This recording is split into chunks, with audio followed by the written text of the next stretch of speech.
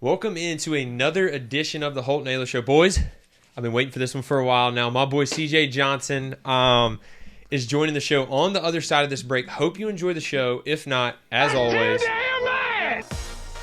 Holton Ahlers turns, and Holton will take off and run himself. He's at the 40-yard line. Holton Ahlers to the 30. Look at him go! 20, 10, 5, touchdown Pirates! There's local politics, bud. It's showtime! And we are back, and I am super pumped to welcome in another D.H. Conley alumni, another Grimesland native. We repped it well, and Greenville. We had Dixon last week. CJ Johnson joins us. So, CJ, what's up, brother? What's up, man? I'm glad to be on the show today, man. Let's go, dude. I've obviously we've have a great relationship. We went all the way back to. We'll get into it in a minute, but I remember the very first time throwing you the ball at Conley when you were rising fresh. I was like, dude, this dude's going to be a stud. But we're going to start actually at the top. So we're going to start with your pro career, work your way down to college, everything in between, and then get to high school too. So we're going to start with your most recent stint, obviously in the UFL. You were with the DC Defenders for camp. Get into that and kind of get into what you're doing now and kind of, what your life is like now. So I was out there, obviously out there in Texas, with the Renegades. Yeah. And I mean, it was pretty cool. It was like a pretty cool experience. I definitely got to meet like older, like more experienced players, and that was pretty awesome because like they gave me some tips. They gave me like it's stuff that I could take and just go on with life. And like.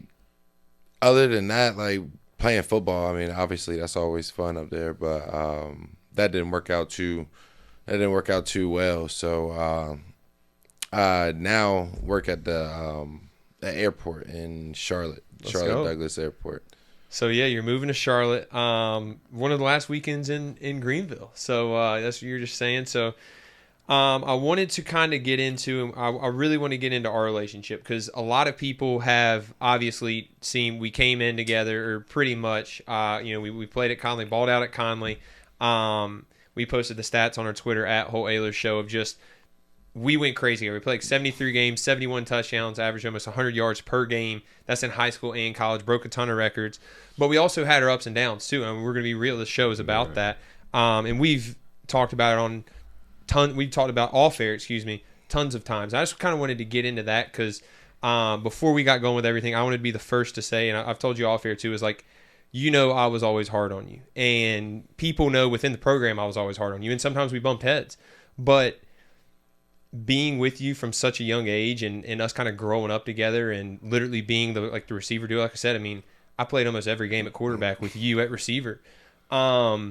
And then we got to ECU and bumped heads some, but that was because I wanted to push you. And I feel like at times, like, I probably pushed you too hard or didn't understand, like, some of the things that were going on with your life. So I wanted to dive into that and kind of give people an open conversation about that, about our relationship. So you go ahead, talk about, our relationship in college. Because I'm not saying it was terrible. I'm not saying it was great.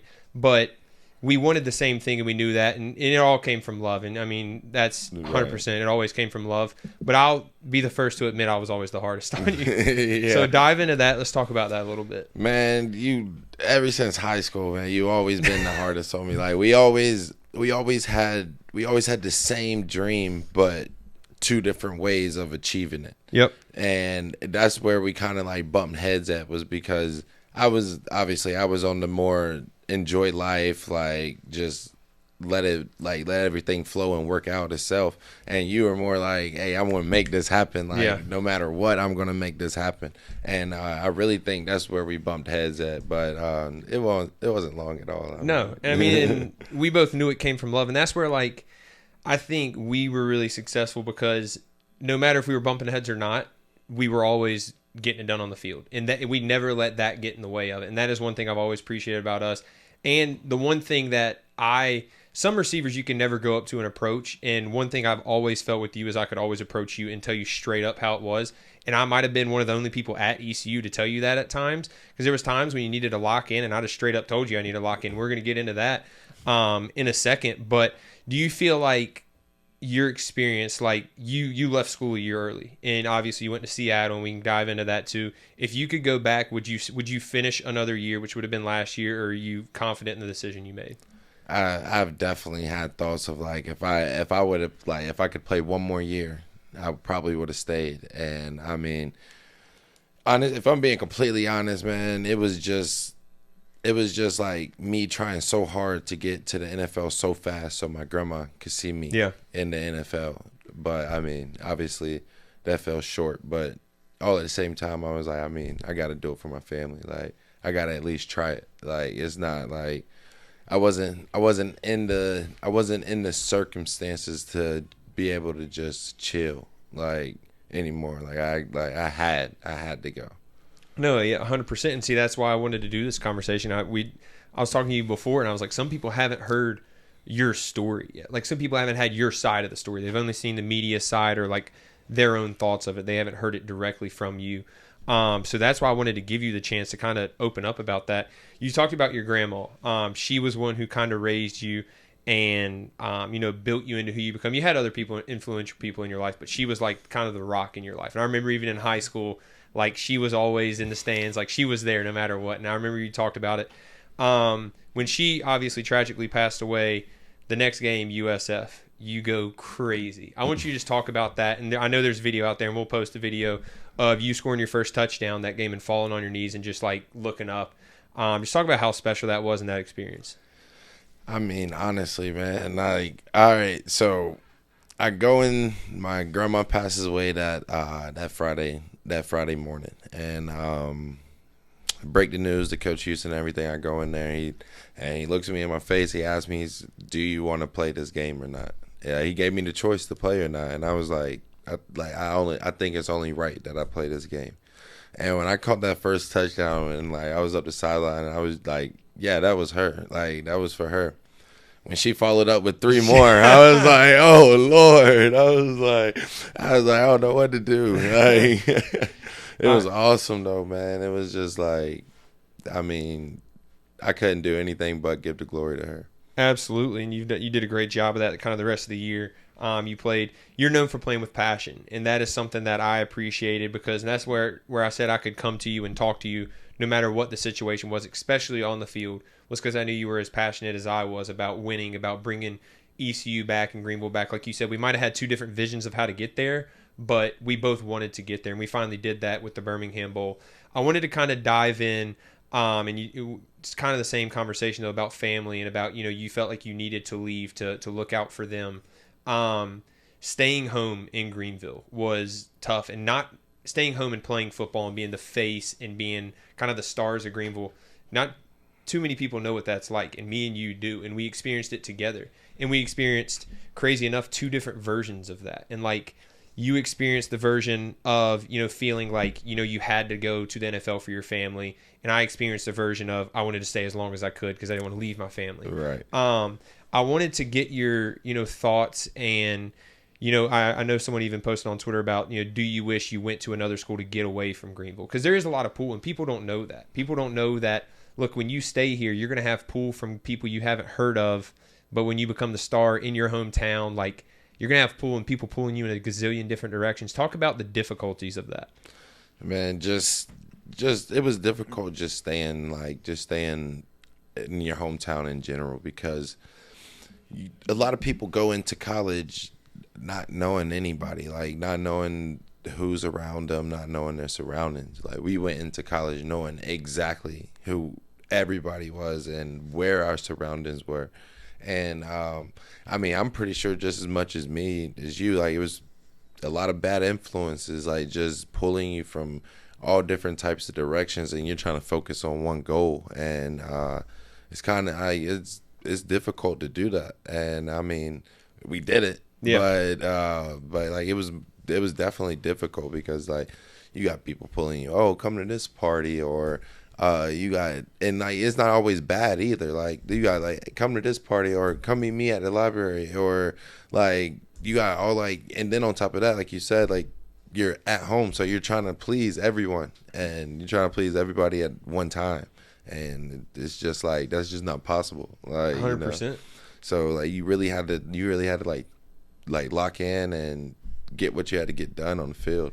Yeah, and I know that was the first thing that I noticed was like people think it's all, sunset and rainbows and perfect when you stay home, and a lot of it was, but there's a lot of hardships that came with it, and it was also, I want to kind of dive into this, and I'll give you my opinion on it too, was just the pressure of staying home. And you talked about it, like I said, with you leaving the college early to go to the NFL to pursue dreams because you felt a little bit of pressure to provide for your family. Like, people don't understand the pressure of staying in your hometown and going to play a home football game in front of 50,000 people or 40,000 people and feeling like everyone and they're your family, they're your friends, they're people you grew up with, and you looking in the stands and then you get beat. And your family still lives around Greenville. And you feel like, we were pretty secluded. Like when you play football, like you can make, if as much as you want to go out in public, you can, right. But you can also make it so you only go to football. You don't see people, but your family still got to go to work. Your family still got to deal with it. And I think that is something that's very hard for guys that stay home. I'm assuming had the same experience with. I want you to dive into that. Yeah, man. My sisters, my brothers, my mom, everybody, like, yeah, like you said, we're secluded. Like we go, we play the game, and then we go back to campus and we get our head together and then go to the next game.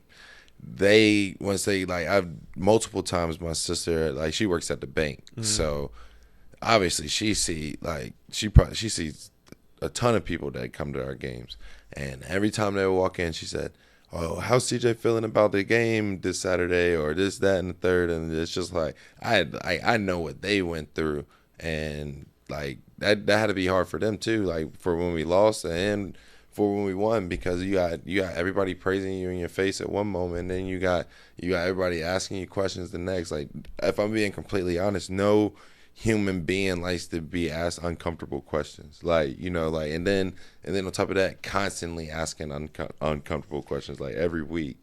Yeah, and like, dude, I wanted to kind of the same thing though. Is like, it's tough because like we can always do it when you play football. Like, you kind of sign up for it. That's what you sign up for.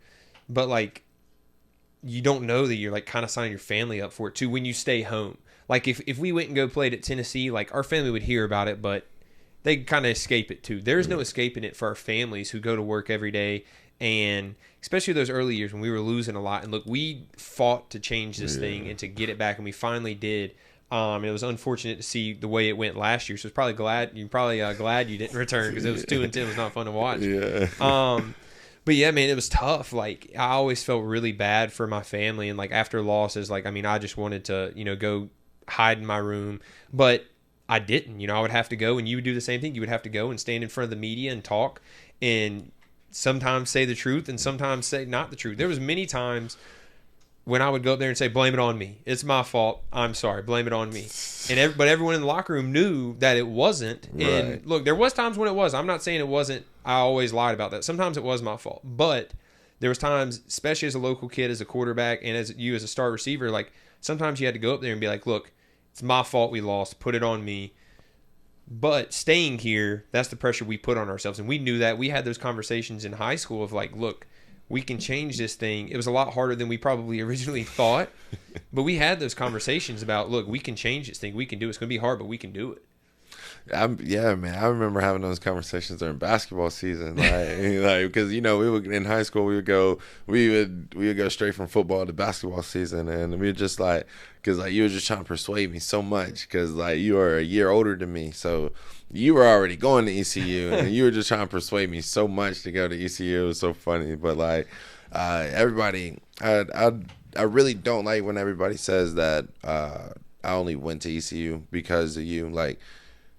Yes, you like being at ECU with you and being with the quarterback that I've been with pretty much my whole life. Like, yes, that's a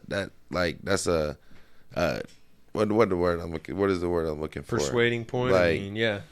No, recruiting pitch. That's like an asset. That's like an add-on. Like, yeah, I went to ECU because I wanted to, like you said, we had conversations. I wanted to play football. I wanted to change the program, have it back to how it used to be, like whenever we went in the Hawaii Bowl, and all of that. And like ultimately, we got to that goal, and that was the main objective of going to ECU.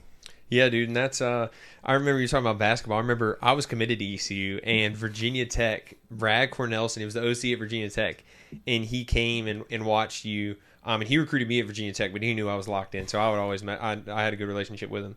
And he came to watch you during a practice, and I had never played harder defense in my life because I was trying to make it seem like you were unathletic, so they wouldn't keep recruiting you. So I was like, this guy, I got to strap him up. But then we go like, I'll remember it forever. We ended up doing like, me and you were the only big guys on the team, so we played like center and power forward, and we did like a box or some sort of drill where it was just us under the basket and like both on offense. We would just both get balls and we were just yamming. And that was like the only time like I was like dunking very easy. I don't know if it was the adrenaline. I was like, I don't think I've ever dunked more in a practice than I have that day. TJ, I gotta ask, is this guy actually good at basketball? Come on now. Holton is pretty good at basketball. I'll give him that. But free throws? I was over 21. This over guy, 21. This guy talks all the time how good he is at basketball, and I'm like, I gotta know. I don't know, Katie. He might get you. Me? He probably will get me. I'm a small guy. I'm not gonna post him down, but Yeah. I gotta ask, what are you wearing? You smell pretty good. Chrome Mazzaro. Okay. Let's go. Let's go. I found it in the mall one day, and like I don't know, I couldn't find it anymore after that. So now I gotta order it. You smell him? Yeah, that's what I'm He smells good. He's sitting right next to me. It just, I gotta ask one more. You guys were talking about how you've been together, high school, college, NFL even. What's the one time Holton just absolutely pissed you off the most? Oh gosh, there's probably a ton of these. I think we already have a ton. we already figured that. No, I'm just kidding. Go ahead, CJ. I really would have to say it was probably like sophomore year when he wouldn't throw me the ball. College? Yeah. Oh my gosh. And I already read off our stats. I threw him the ball, bro. He just didn't get as many. I went from freshman year, getting 13 targets a game to getting 5 targets a game. 5 is still a good amount, though. That's what I'm saying. Like, Yeah, that's a good amount for an average receiver who hasn't played with his quarterback since high school. Was it Holton doing it on purpose, or was it? Oh, it was definitely defensive Holton game doing plan. it. oh my god. It was Holton doing it on purpose. See, this is why we but bumped heads, fans. This is why we bumped heads. It was for a good reason, though. I came off a 900-yard season. I was getting a little big-headed. I was getting really arrogant, and like he humbled me, and that's like. It was for a good reason. That's why I brought it up. I mean, it was for a good reason. I will say I've never intentionally not thrown you the ball. I promise I will throw for the rest of my life if we ever play again together. I'm going to try to convince you. I'm going to go ahead and say it on air. I'm trying to convince you. If I go to the UFL next year, I'm still trying to convince you to come with me. So we'll talk about that later. Let's talk about your suspension before your senior year, because I talked about last episode that we were going to talk about it and talk about the conversation we had when we sit down with the offense. That's something no one would know about if we didn't sit down like this and talk about it. And that's what the show is about. So first, let's dive into the suspension. Kind of give your side of the story. It wasn't anything crazy, but you were suspended for spring, I believe. You kind of dive into it. You tell your story because people only know the story that they've heard. So you tell your story of it.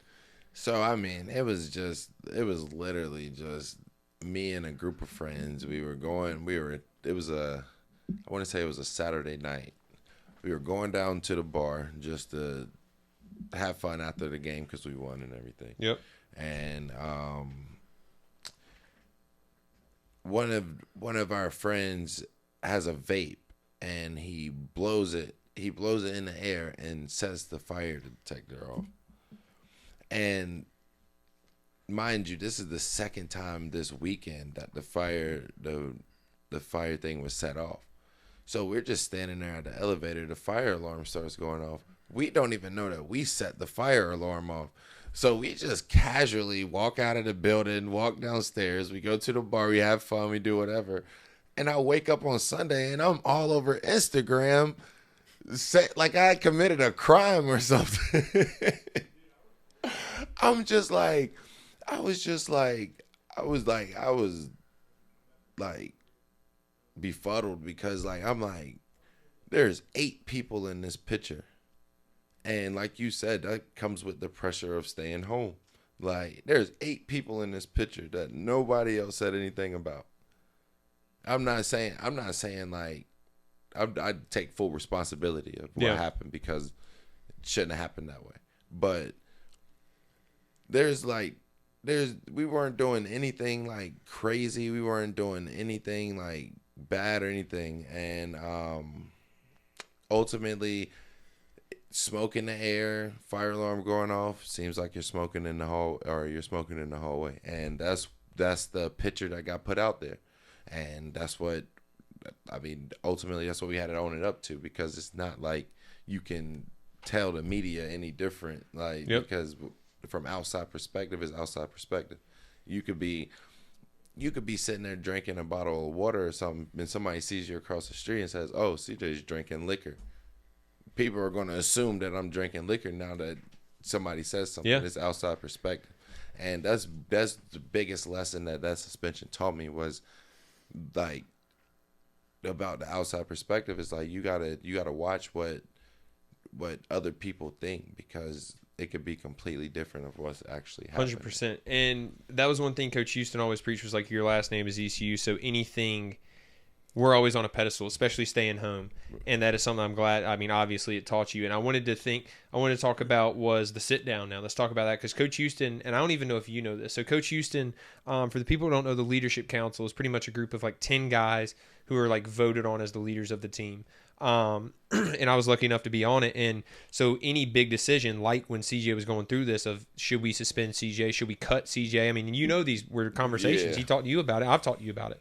And I remember we went through spring, and then it was right before summer, I believe, when Coach Houston was like, look, he called me to his office, and he said, look, I don't know if we should keep CJ, if we should keep him suspended for a while, if we should cut him, if we should bring him back, like, but I'm leaning towards cutting him just because we don't know if something like this will happen again. We don't know all this.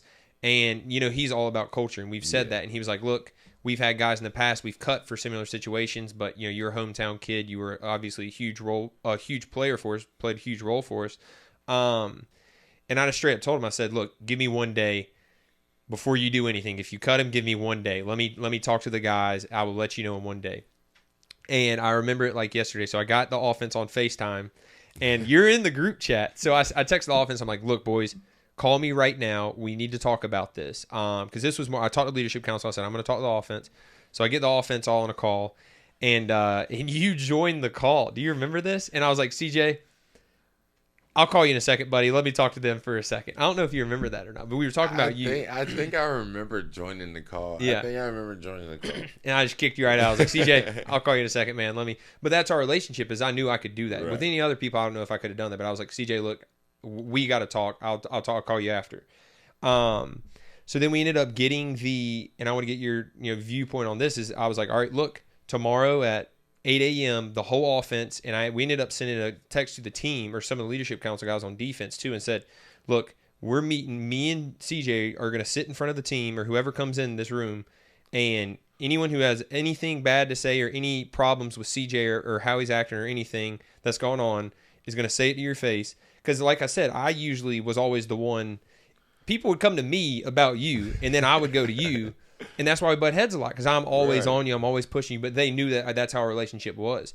So I said, look, if y'all want to say something to him, this is the time to do it. It doesn't leave this room. And we're not going to say what was said. That was for that room, like I said. But I wanted to get your opinion on it, because we sat there, and I went first, and I just told you, what I felt like you could do better. And then one guy talked, and then kind of everyone kind of eventually said what they said. And you manned up to it. I mean, it's hard to sit in front of your peers, sit there and listen to them pretty much say, you got to be better. And like I said, I was the first to do it, because that's what the quarterback has to be. That's what leadership has to be. But it was also a man move by you to sit there and take it, because you could have very easily walked out the room and said, I'm transferring and can go get paid somewhere. And you didn't. You stuck around too. So I just wanted to get your opinion and kind of your viewpoint of that meeting. Man, that meeting, we were in that meeting for like 2 hours. Yeah. We were in that meeting for a while. And you're right. Like when I first, like when the conversation first started, like after you said what you said, and then the first person like spoke up and said what they said. Yeah, thoughts in my head went like, screw you guys. I could walk out right now, and but just ultimately like the more things that they pointed out and stuff, like I just started seeing it. I was just like, yeah, like. I am acting this way, or I am doing this, that, And I mean, ultimately, like I just took it as a learning point, because like not many people, not even your friends, like they like never tell you what they want better from you. So like that was just like a great opportunity to take to like just better myself. And I mean, I promised them something, and I mean, I stuck to it. Yeah.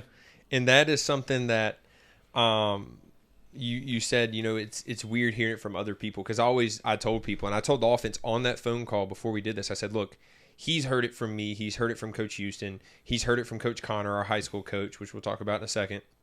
He needs to hear it from y'all. He needs to hear it. He needs to see it from y'all. It's not a text. It's not a call. He needs to see it from your face. Because, like, I remember our very close friend, and I'm not going to say what he said, but, like, Josiah even spoke up. Josiah said, like, 10 words when he was at ECU. And y'all were good buddies. Yeah. Y'all were close.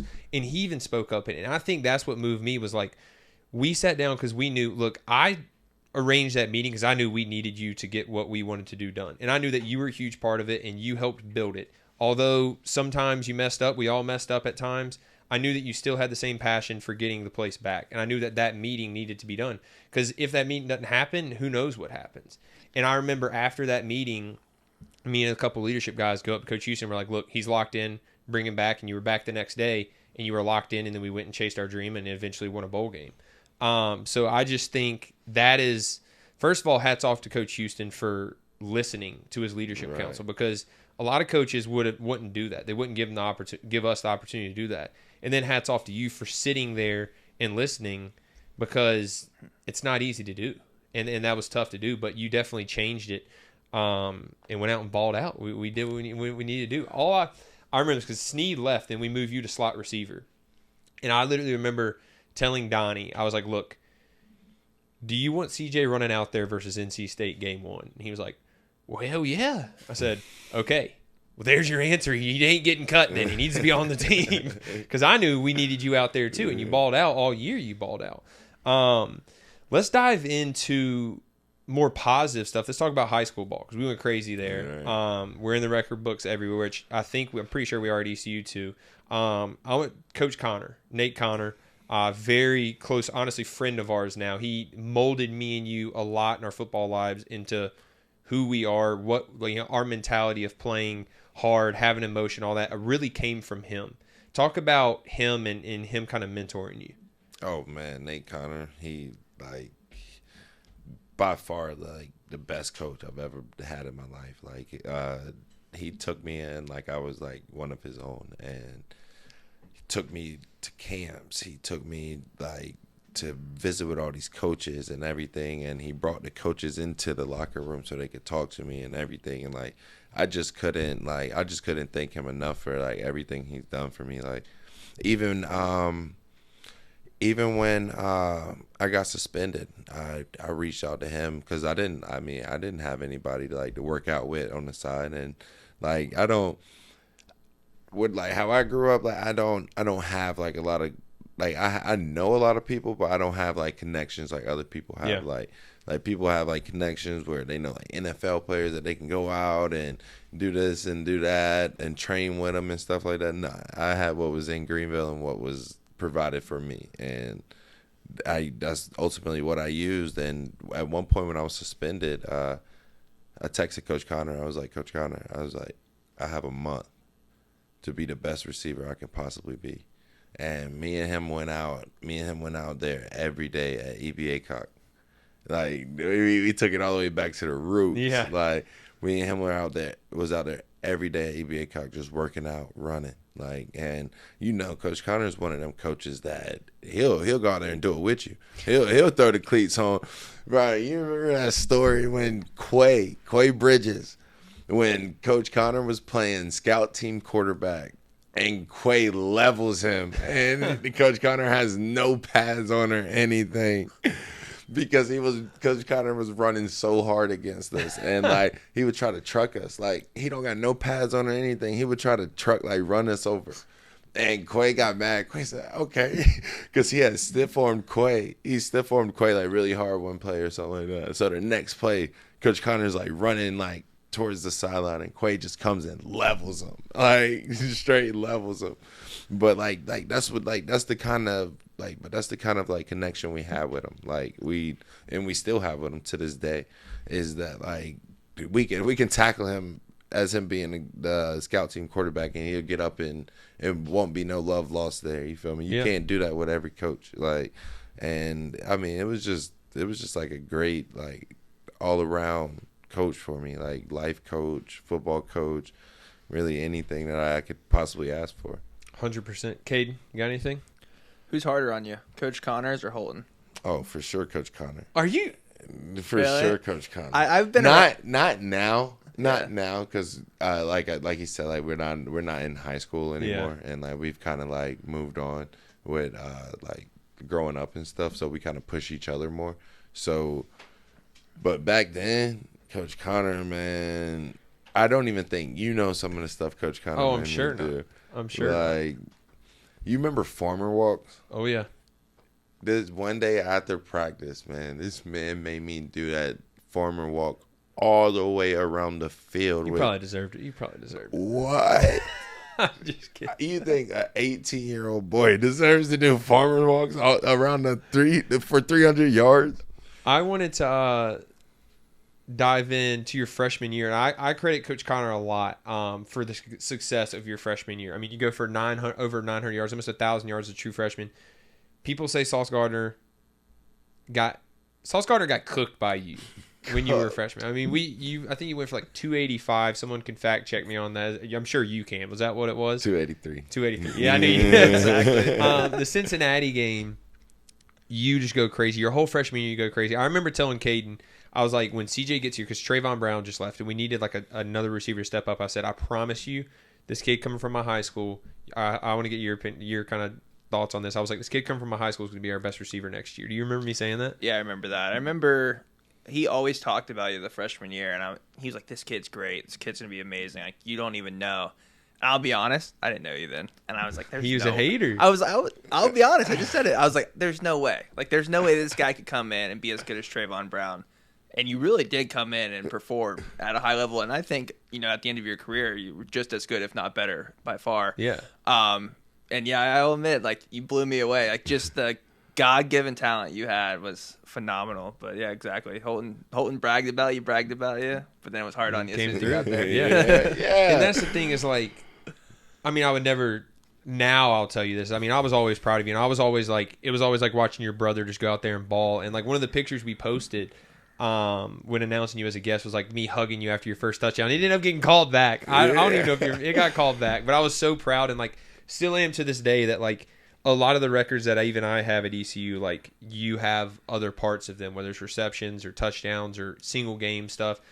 Even in high school, like we did it together, and like any record that I have clearly is your record too. I tell all the receivers that I mean it was a huge team thing, and you were a huge part of it. And obviously that's why I wanted you on the team your senior year. That's why I stayed after practice when we were 14 years old out there, and I was seeing how good you really could be. I remember that. I remember keeping you after practice and being like, I remember shaking your hand the first time I met you after high school. It was a summer practice. I was going to my sophomore year. You were a true freshman.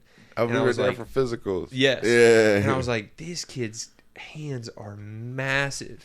And then because you were kind of a basketball player then. You didn't really play. I think you played at Hope maybe 1 year or something. I got the opposite reaction from him. Yeah. He's got tiny hands. But yeah, I remember that. And I remember like staying after practice in high school, and like you remember you used to catch bricks, and I would catch them too, because it would make you have it would make your hands harder, but it would make you catch it with your fingertips. You never want to catch it with your palms. And I remember literally just me and you tossing bricks to each other and catching them. And you might not believe it now, but like even at that time, like I had the vision of like where, like what we did at ECU, and I was like, this kid, whether it's at ECU or not, like I knew you were going to go and do huge things, and I'm glad we got to do it together. I'll cherish it forever, dude.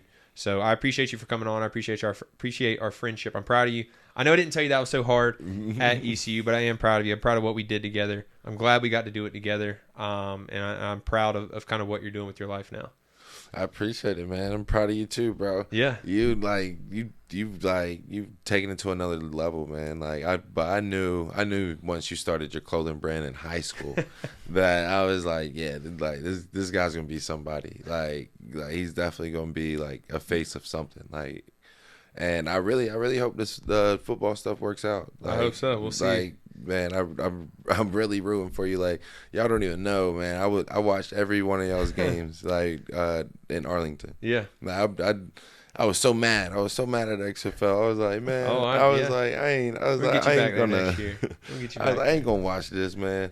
And then Sunday will roll around. Sunday will roll around. Like, let me check my boys Holton Ahlers, see what they're doing and stuff. And like Isaiah Winstead, he was going crazy last year. No, he was. And and that was great. It was cool to have you and him kind of together for that last year. I wish we'd have had him earlier. He was a baller, though. I do think, and I will say this to the fans, like, you're definitely one of the most misunderstood guys that probably ever played here, because, you know, a lot of people saw the emotion and saw you get suspended. Like, they only saw the media side of you. Not saying it was terrible or bad or anything, but, I mean, media did persuade a certain thing of, you know, you getting in trouble, you suspended and all this.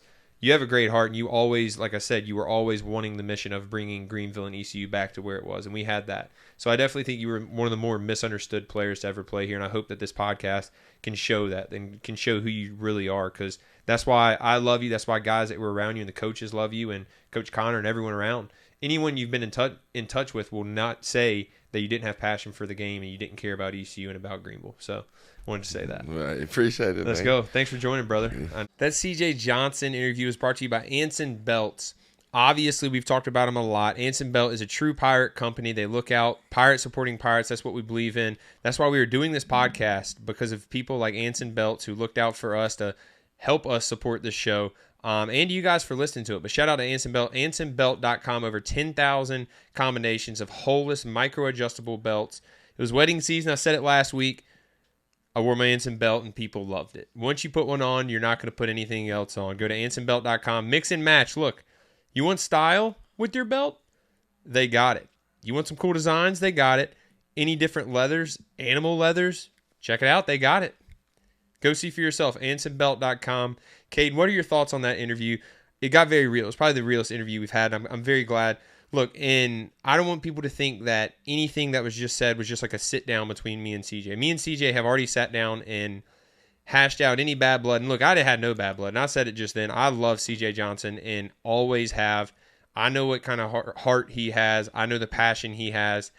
Did we agree and disagree on ways to get there? To get ECU back? To get to a bowl game? Yes. And he said the same thing. But that's why we appreciate each other, because we could always approach each other face to face. Look, sometimes we got hostile with each other, even on the field. But that's just the brotherly love that we had. Caden, what was your thoughts on it? No, I was excited for this interview, kind of like you were the whole time. I didn't talk much. I was just loved watching you guys go, and I felt like I got the better end of the fans are getting than just sitting right here and watching you guys. But playing with both of you guys, it was really what that interview was. Like, you guys were hard. You were hard on him. You know, CJ, like you kind of mentioned, he was misunderstood. You know, CJ had his ups and downs with, you know, getting in trouble or, you know, maybe just, you know, doing things sometimes, being CJ, some things you shouldn't do. But love that he just came in here, told his story, you know, kind of talked about your guys' relationship. It was an awesome interview. And I think we know now he didn't pull the fire alarm.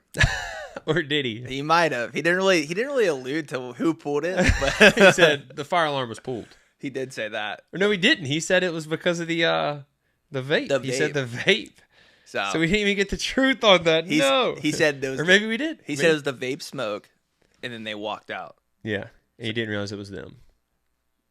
So we're still wondering who pulled the fire alarm. Evidently, no one did for CJ. But I gotta send him this clip because he will geek at this too. Because we were like, he did say who pulled it. No, we don't know who pulled the fire alarm, which led to him being suspended, which led to the conversation. I'm very glad we got to get to you, which you weren't there my senior year.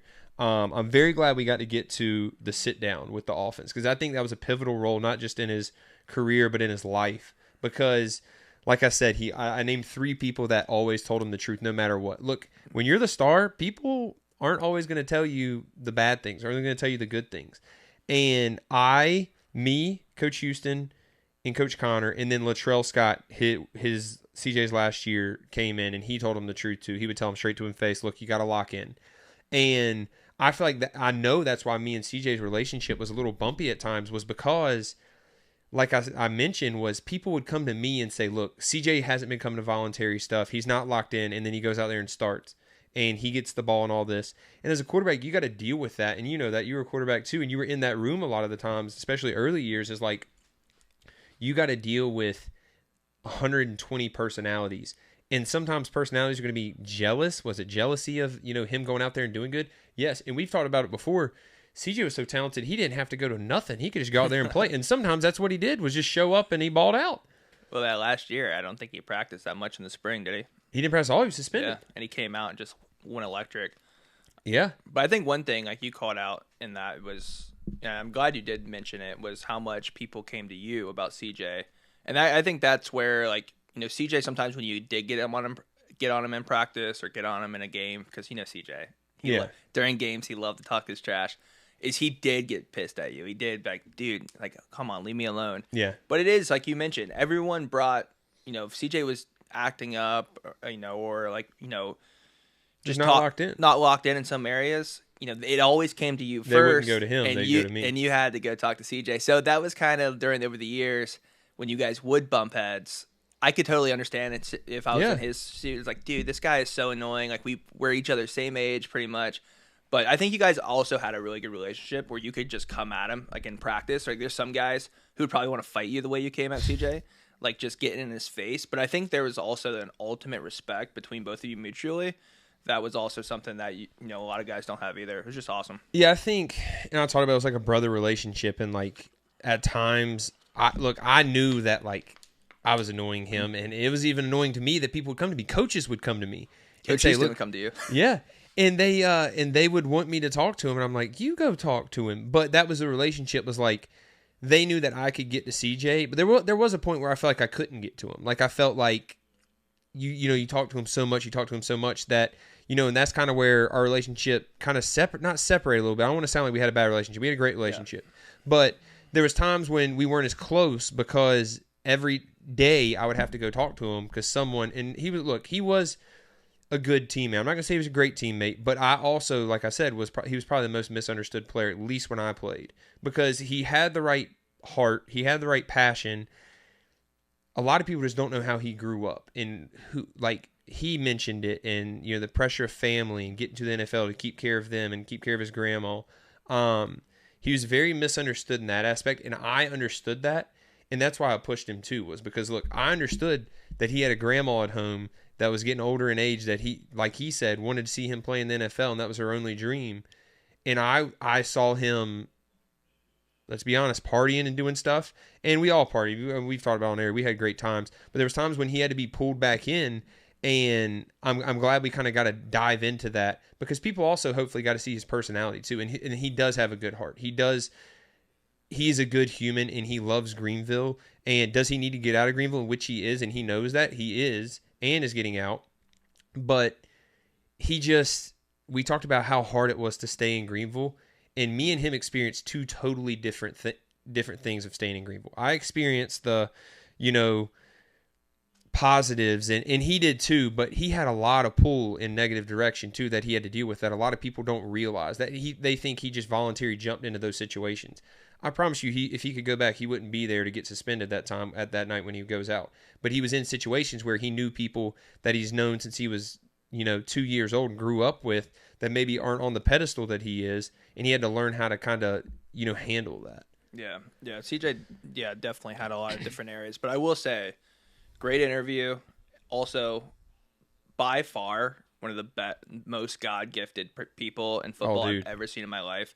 That guy, like you mentioned, could go a whole spring without practicing, or maybe even stay out later than most of us would on a night, and come back to the practice or the game the next day and just be electrifying. I don't know how some people are built different. That's what they say. CJ was definitely built different and just awesome to watch. Yeah, I wanted I'll dive into a Sunday story after this, but I want to say shout out to Worth Chiropractic, 2 convenient locations on Arlington Boulevard. Look, if you need a back adjustment, you got back pain, neck pain, anything in between, you want to get it fixed, go to Worth Chiropractic. I promise you, call 1-800-BACK-DOC. Dr. Worth and his team will get you right. They've got me right for a long time now, years. I'm getting old, boys. I came into college in 2018. It is 2024. I feel old. So Dr. Worth has been looking out for a while now. Shout out to him and his team. 1-800-BACK-DOC. Caden, let's dive into you talked about it a little bit, and I want to talk about these Sunday stories. The fans love our stories, and you talked about, CJ may have stayed out a little later than most of us. Saturday nights after wins. This is not on our script, by the way. I had to dive into it. It's good times. It's good memories. After wins Saturday nights with the boys, having a couple brewskis, heading downtown. There's nothing like it. You're on top of the world. Everyone's telling you amazing things. You go to the bar, skip the line, go up to the front. But around 12 o'clock, the boys got to get home. Around 12:30, boys got to get home. You know why? Because in college football, you practice on Sundays. At least in Mike Houston's program, you do. And you lift, too. You lift at like 10 o'clock in the morning. And you run. You have, our conditioning days the day after games. If you won that game, you had a couple brewskis that night, and you better keep care of yourself. You and only lost. I had a few. But of sorrows. I had to go have my weekend a little bit. But, yeah, and that was a thing, was like handling that. And that's something that he did well at times. It's something he didn't do well at times. But a lot of it, I'll tell you, and he would tell you the same thing, is who he was around. Because, look, like, we always went out together, and, like, CJ was big on hanging out with the people that he grew up with. And that is a positive or a negative. I know a bunch of them. They're great dudes, got great hearts. But some people just don't understand the priorities of being a college football player. And you go out and look, after a win, man, it's hard to go in. You're like, I don't want this night to end. It's great. But sometimes you got to take priorities and be like, you know what? I got practice in the morning, I got lift in the morning, got conditioning in the morning, film. Sundays are like the worst days. In my opinion, they were. By far, especially when you get past the film, the lifting in the morning. I mean, you're practicing 3 o'clock in August and September through October in North Carolina. It's hot. Those are hot practices. If you win the game, you're definitely hungover. And then you got to run at the end of it. A lot of guys uke on those Sunday practices. It was always funny, though, because, obviously you smell alcohol through sweat after games. And, the Sunday huddle, when Coach Houston would bring us in, like I said, anytime anything would happen with the team, I feel like me and Miles were, the guys. Shout out to Miles Berry. He's a listener of the show. We're going to get him on here soon. But we would be the guys that, Coach Houston came to kind of first, especially when we were older. And I used to always, be tense in the Sunday huddle because I'm like, oh gosh, Coach, please don't mention the smell of alcohol right now, because everyone was sweating out the alcohol from the night before. But we never had any too bad of experiences like that. But yeah, man, it was those Sunday night after games were the best. Oh yeah, the practices were the worst. Practices were the worst. Sunday practices were the best. Or vice versa. I apologize. We posted a poll, and I want to pull it up. We said who would make it. Which scenario will happen first? And I have a really hot take on this, Kate. I want to get your opinion. And that is, will baseball make it to Omaha, or will football make it to the playoff? And let's pull up the results right here. 1.6 thousand people responded, and 80% said baseball goes to Omaha. 20% says football makes playoff. Someone said option C, basketball makes a big dance. Option D, the world ends. He picks option D, the world ends. And then Redbeard comments and said, I do too. So some people don't think it's ever going to happen. Caden, what is your opinion on it? You had 1,000 votes on that? Yeah. That's more than a mayoral election in Greenville, I feel like. That's pretty good. What was it, 80-20 I saw? Yeah. 80 for baseball. Yeah. And I don't want to be pessimistic here, but, sometimes you just got to say how you feel. I honestly think, and if we get a future baseball player, I know we had last time, I think we're kind of cursed on the baseball aspect. It's tough. You got to get the rotation. It's ECU, and now we're seeing with the NIL. I think we talked about this 2 or 3 weeks ago when I was on last. I think the only way we make it to Omaha eventually is we just have a stellar rotation and we have a stellar bullpen. And I'm not saying we don't have one now, but we have to have a world-class one to get, play those series. Football-wise, with the playoffs expanding, I think all you need is that one good season of maybe a week conference, like a week we're in now, and even a week non-conference schedule, kind of like we have this year. You go heavy in the NIL. I think football is a little easier in the NIL to pull some big people. I don't know. That's just my opinion, especially guys who didn't have a chance. So I think, and it sounds wild because obviously baseball is probably – we're so good at baseball consistently the last few years. People want to say baseball. But I think if you get the right people in here, you get the right defense. I just think this year with our schedule, football might be easier, but I don't know what the schedules the next 5-6 years look like. I think if anything, if you can get that at large bid, this is probably our best chance ever to do something crazy, and that might be just me drinking the Kool-Aid this year. I will say, and I thought I had a hot take, but maybe not because you kind of nailed it right on the head here. I think it's getting harder for baseball to make it to Omaha, and I think it's easier for football to make it to the playoff. And I'll explain why. Now, look, it is hard to win in football. It is extremely hard to win in football. It's probably extremely hard in baseball. I've never experienced it, haven't played in college, I don't know. But I do know that East Carolina baseball has always been good, even before Coach Godwin. Look, we love Coach Godwin. We're trying to get him on the show here soon. But ECU baseball has always been good, and historically ECU football has been good. But it is hard. It has been hard in the history of college football. The best time for a G5 school to make it to the big dance and the playoff is now, is this year, and heading forward with the 12-team playoff. Now, look, the Big Ten's taken all the schools. The SEC's taken all the schools. The Pac-12's gone.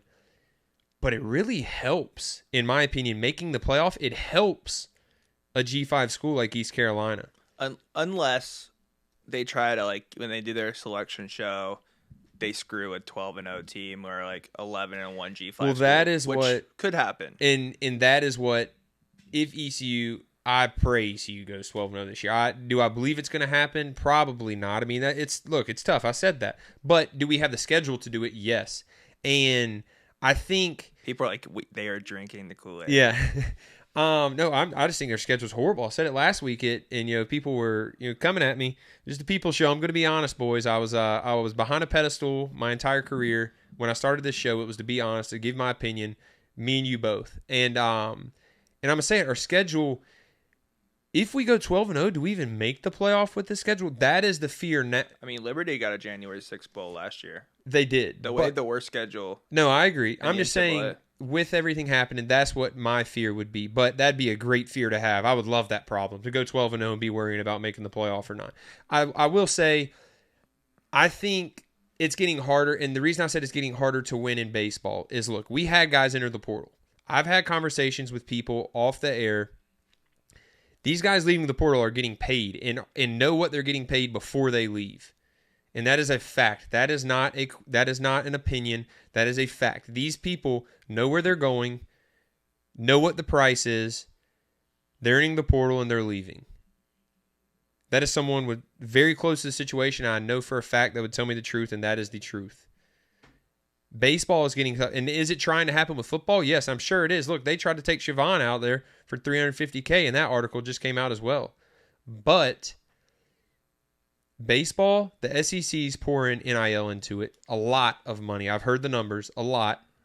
The SEC and ACC are pouring a lot of money into baseball. Now, is East Carolina pouring a lot of money? I have no clue. I couldn't tell you. I've heard some numbers, but I'm not even going to guess. Probably not close. Yeah.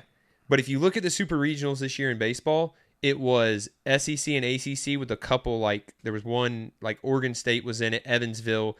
Other than that, ACC, SEC. And it's because of NIL. These teams have enough money to fund both, and a lot of money in both. They have enough money to fund everything. Yes. And I think the biggest thing is when you look at football, NIL versus, getting someone from a bigger school that isn't playing.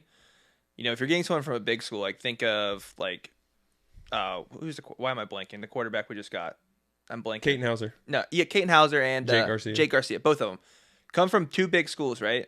Yep. They didn't play as much, but they're probably going to be pretty good. You do that with a pitcher, that's not the same.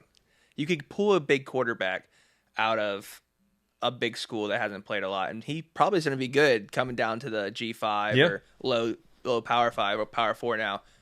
Pitchers aren't the same. The big guys are going to stay there, and you pull a pitcher that's coming down to the G5, they're probably not that good. Or they're hurt or something's wrong with them. Yeah, and so that's our opinion on that. We think it's easier, at least next year with the schedule. It's easier to make it to the playoff next year. That's key. It's easier to make it to the playoff in football, boys. Are we optimistic? Next year, yes. I don't know what the rest is. We also might go 2-10. We might just fumble the bag. We'll call it right, though. When the season starts, yeah, look, we're going to be honest. We're going to be very real. We have a lot of exciting things. I'm glad you said that.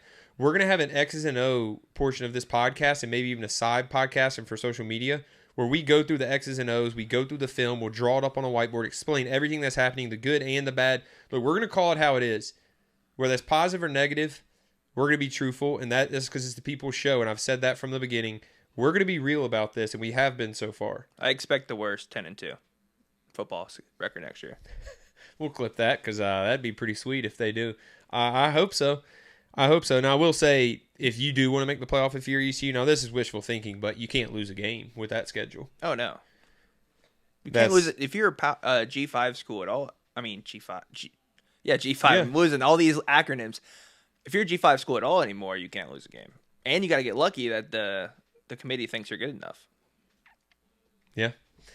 We'll have to see. Hey, let's give a shout out to Wayne Hardy Law, 1-800-INJURED. If you need a lawyer, call Big Wayne and his team. They'll treat you like family. They'll get you everything you need, and they'll win you the case, get you a little bread. Hey, that's what it's all about.